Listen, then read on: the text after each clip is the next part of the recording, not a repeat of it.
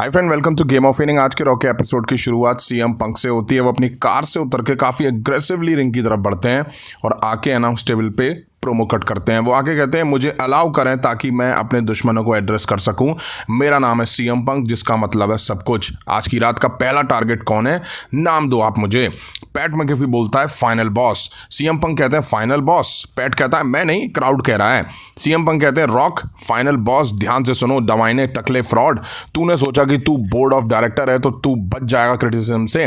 तुझे पता नहीं है कि तू किस से डील करने वाला है। तू डील करेगा बेस्ट इन द वर्ल्ड से। 10 साल बाद में वापस आया अपॉर्चुनिटी पाने के लिए। मैं हेल से गुजर रहा हूं और तू मिड लाइफ क्राइसिस। तू सोचता है और चल के आता है और सोचता है कि तेरे से बड़ा स्टार यहां कोई नहीं है।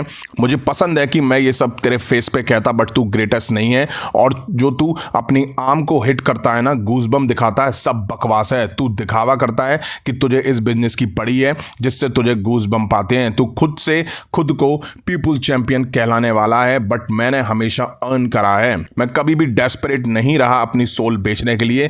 जॉन सीना, तुम मुझे नहीं देख सकते, अब हम सब तुम्हें देख सकते हैं। हर कोई वही देख रहा है जो मैं हमेशा से देखता आया हूं। तूने चैम्बर में मुझसे कुछ चुराया है। हसल, लॉयल्टी, रिस्पेक्ट के 20 साल होने के बाद मैंने तुम्हें बेनिफिट दिया, वो भी तब जब तुम क्वालिफाई नहीं करे थे।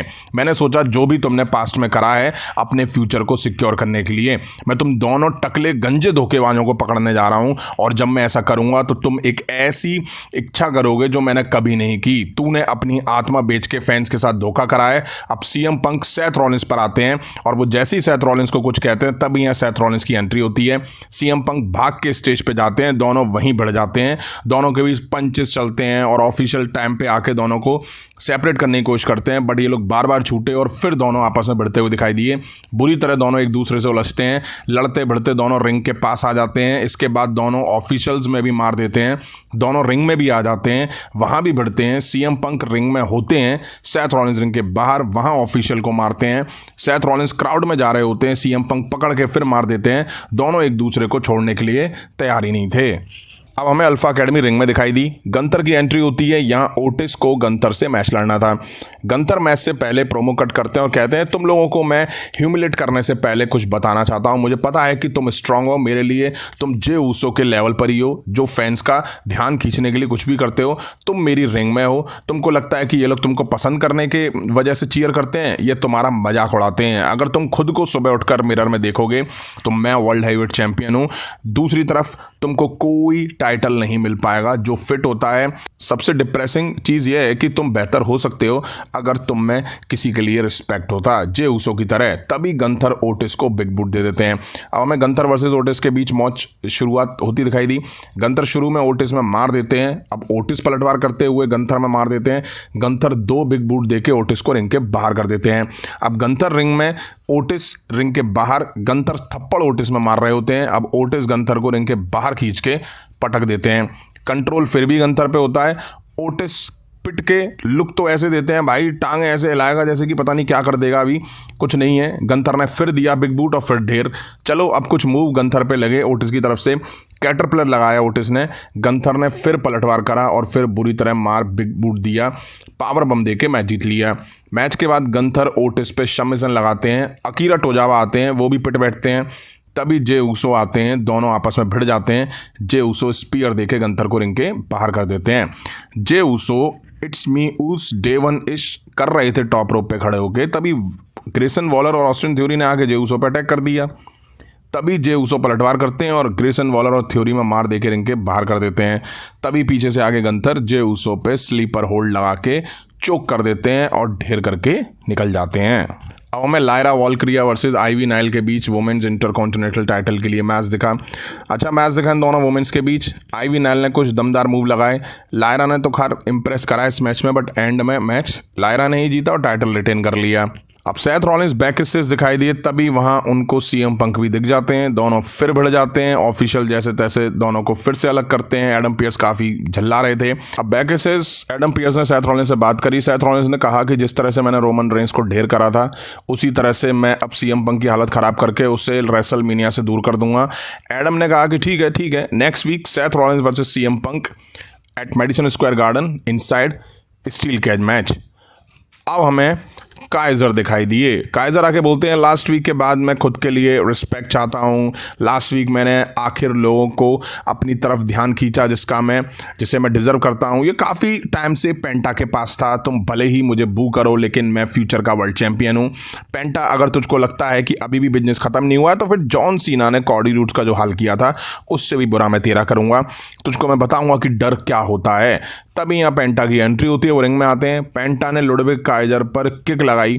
पहले काइजर भाग रहे थे लेकिन दोबारा रिंग में वापस आए। पेंटा ने दोबारा उन पर लते आया और काइजर को रिंग के बाहर करा और फिर क्लॉथ लाइन और डाइव लगा के काइजर को पीछे चलता कर दिया।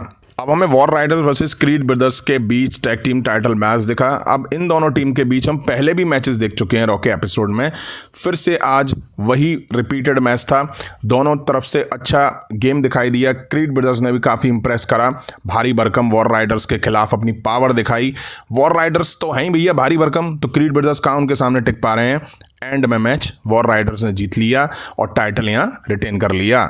अब हमें जजमेंट डे के मेंबर फिन बैलर दिखाई दिए। फिन बैलर आके बोलते हैं कि तुम अभी भी इंटरकॉन्टिनेंटल चैंपियन हो क्योंकि जजमेंट डे ने तुमको चैंपियन रहने दिया। ब्रॉन ब्रेकर कहते हैं मैं अभी भी इंटरकॉन्टिनेंटल चैंपियन हूं क्योंकि मैं काफ़ी खतरनाक हूं और मैं डॉग हूं। पिछले हफ्ते मैंने पूरे जजमेंट डे को नीचा दिखाया। फिन बैलर कहते हैं मेरा नाम फिन बैलर है और मैं तुम जैसे लोगों को प्रैक्टिस मैच में हरा देता हूँ। मुझे टच नहीं किया जा सकता। मैं कभी भी तुमसे चैंपियनशिप छीन सकता हूँ। तुम जितने लगते हो उससे ज़्यादा स्मार्ट हो। जब मेरे साथ रिंग में आओगे तो मैं तुम्हारी हालत ख़राब करके रख दूंगा। ब्रॉन ब्रेकर इसके बाद वैसे रिंग की तरफ आते हैं। रिंग साइड पर कार्लितो उन्हें रोकने की कोशिश करते हैं। ब्रॉन ब्रेकर कार्लितो पे अटैक करते हैं। फिर डोमिनिक मिस्टीरियो बैरिकेड से ब्रॉन ब्रेकर पे डाइव लगाने वाला था लेकिन भाई साहब डोमिनिक भी पिट जाता है। अब रिंग में फिन बैलर उन्हें घुसते ही स्लिंग ब्लेड देते हैं, पंच लगाते हैं। ब्रॉन ब्रेकर ने फाइट बैक करा और फिन बैलर को उठा के भाई साहब जोर से पटक दिया। स्पीयर देने वाले थे लेकिन डोमिनिक मिस्टीरियो फिन बैलर को रिंग के बाहर खींच लेते हैं। दोनों भाग जाते हैं। ब्रॉन ब्रेकर की नज़र रिंग साइड कार्लितो पर पड़ती है। ब्रॉन ब्रेकर कार्लितो को बुरी तरह से स्पीयर देके ढेर कर देते हैं। अब हमें रिया रिप्लाई वर्सेस यूएस स्काई के बीच टाइटल मैच दिखा। रिंग साइड बियांका ब्लेयर भी थी। अच्छी शुरुआत हुई इन दोनों के बीच मैच की। दोनों एक दूसरे पे कंट्रोल बनाने के लिए जोर लगाती हुई दिखाई दी। अब एक्शन रिंग के बाहर आता है तो रिया रिप्लाई यूएस स्काई को सुप्लेक्स देती हैं। बढ़िया मैच दिखा दोनों वुमेन्स के बीच में। दोनों ने काफ़ी इंप्रेस करा इस मैच में। रिया रिप्लाई ने ज़बरदस्त पावर दिखाई यूएस स्काई के खिलाफ। दोनों ने एक दूसरे के बढ़िया मूव्स पे किकआउट करा जिससे ये दोनों फ्रस्ट्रेटेड भी दिखाई दी। अब रिया रिप्लाई यूएस स्काई पे सबमिशन लगाने गई। ईओ फ्लिप करके रिया रिप्लाई को रिंग कॉर्नर में दे मारती हैं। रिहा अब रिंग के बाहर आ जाती हैं। ईओ स्काई क्रॉस बॉडी देती हैं। रिया रिप्लाई ईओ स्काई को एप्रिन पे और अनाउंस टेबल पे दे मारती हैं। बियांका पास में बैठ के भाई ताली पीट रही होती है। रिया रिप्लाई बियांका ब्लेयर को देखती हैं, जाके कन्फ्रंट करती हैं, धक्का देती हैं। दोनों के बीच में धक्का मुक्की दिखाई दी। हालांकि रेफरी आके रोकती है। रिहा अब ईओ स्काई को टॉप रोप पे लेके चढ़ती हैं। तभी ईओ काउंटर करके रिया रिप्लाई को गिराती हैं और मून सॉल्ट दे के पिन करके मैच जीत ले जाती हैं और बन जाती है न्यू चैंपियन। यहीं आज रॉक का एपिसोड एंड हुआ। सीएम पंक ने आज आके पाइप बम टाइप प्रोमो दिया। रॉक और जॉन सीना को बुरी तरह एक्सपोज करके रख दिया। सैथ रॉलिंस और सीएम पंक के बीच तगड़ा ब्रॉल देखने को मिला। रोड टू रेसलमेनिया से पहले इन दोनों के बीच अच्छी फ्यूड WWE शुरुआत में दिखा रही है और उम्मीद है कि आने वाले रेसलमेनिया तक अच्छी फ्यूड दिखाई देगी। अब देखना ही होगा कि रोमन रेंज कैसे इन्वॉल्व होंगे। शायद से पूरे शो में इनके बीच जो हुआ वो बढ़िया था। वहीं रेसलमेनिया में टाइम है तो गंथर और जे ऊसो को लेकर WWE कुछ भी दिखाएगी क्योंकि टाइम है अभी रेसलमेनिया में। जे ऊसो और गंथर को ज़्यादा इन्वॉल्व नहीं दिखा सकती। थोड़ा बहुत ब्रॉल वगैरह दिखाएगी। यही वजह है कि जे ऊसो को वॉलर थ्योरी के साथ इन्वॉल्व दिखाया जा रहा है। गंथर को ओटिस और अकीरा के साथ इन्वॉल्व दिखाया जा रहा है। वह इंटरकॉन्टिनेंटल टाइटल को गंथर ने प्रेस्टिजियस बनाया बट ब्रॉन ब्रेकर के पास जब से ये टाइटल आया है याद भी नहीं रहता कि ये भाई साहब इंटरकॉन्टिनेंटल चैंपियन है। वहीं WWE कभी ब्रॉन ब्रेकर को भाई पिटता हुआ भी दिखाएगी। हर बार एक हो या दो हो या तीन हो या चार हो, सब में अकेले ही मार दे देगा भाई। मेन इवेंट में ईओ स्काई ने रिहा रिप्लाई को हरा के बड़ा उलटफेर कर दिया है, टाइटल जीत लिया है और बन गई है न्यू चैंपियन। रिहा रिप्लाई का रेसलमेनिया ड्रीम टूट चुका है। अब Iyo Sky versus Bianca Belair होगा रेसलमेनिया 41 में। तो फ्रेंड ये सब दिखा आज के रॉक के एपिसोड में। अगर वीडियो यहाँ तक देखी हो, लाइक नहीं करी तो लाइक करें, चैनल पर नहीं तो चैनल को सब्सक्राइब करें। मिलता हूँ जल्दी नेक्स्ट वीडियो में। Thank you.